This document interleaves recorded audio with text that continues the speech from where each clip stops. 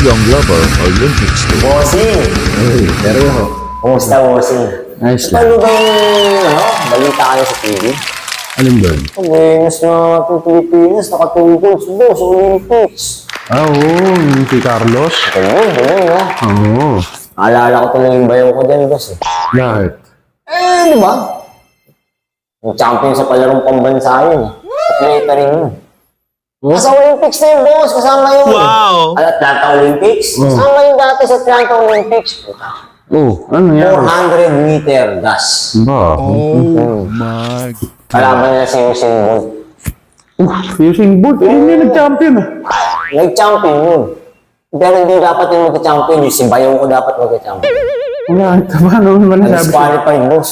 Bayaw mo, disqualified. Bakit? Parang anak ko sila bigla na siya natumba. Oh, malikat. Hindi, boss, bigla na siya natumba. Bakit? Akala nila na wala ng malay. Hindi nila alam na review CCTV. Sa sobrang bilis ng bayaw ko, nabanggaan niya yung likodan niya. Hype naman yung bayaw. Nabanggaan niya yung likodan niya, yung review CCTV. Nabanggaan niya yung likodan, sobrang bilis niya tumakbo. Parang si The Flash yung bayaw. Sobrang bilis. Kaso lang napasama yung ano niya, bagsak niya. Oh. Dahil sobrang bilis niya, nabanggaan niya yung likuran niya, lakas ng impact, sumubasog siya ngayon. Ayun nga. Nadaganan niya yung kamay niya. Kaya durig yung buto. Pinotol niya yun. Kaya nag-try out siya sa uli sa sumunod, na Olympics na, hindi na siya tanggap. Audience na lang siya. Pero yung audience naman siya, boss, na bigyan siya ng record sa Guinness World of Record.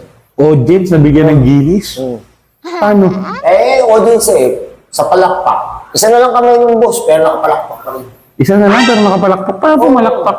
Sobrang bilis nga ng tao nila. Pag tama yun, nakapalakpak siya, boss. Walang kabilis yun. Ang lupit ng bayaw mo. Para yung katrabaho naman ni Bayaw din. Oh. Yan sa Wow Hotels. Oh. Si Papsi. Oh. Sumayo yun dati nung araw. Nung araw pa naman yun. Sa Munich, Germany, Olympics din. Weightlifting. Dapat yan lang nag-gold. Hindi si Edelyn Diaz. Dapat yan ang unang gold sa weightlifting. Si Papsi. 104 kilograms. Oh. Ano nangyari? Kalaban niya sa final sa Russia at China. Oh. Binuhat nila 100, nabuhat niya yun. 104 na. Siya lang nakakangat. Problema, sobrang persa na nakuto. Oh. Nung nakuto, binuhat niya ng gano'n. Hawakan niya yung pet niya. Eh, dinabitawan niya yung barang. Ay, hindi. Yun ang maganda kay Paps. Hindi niya nabitawan. Kinala ng baba niya. Hindi yung baba ni Papsi.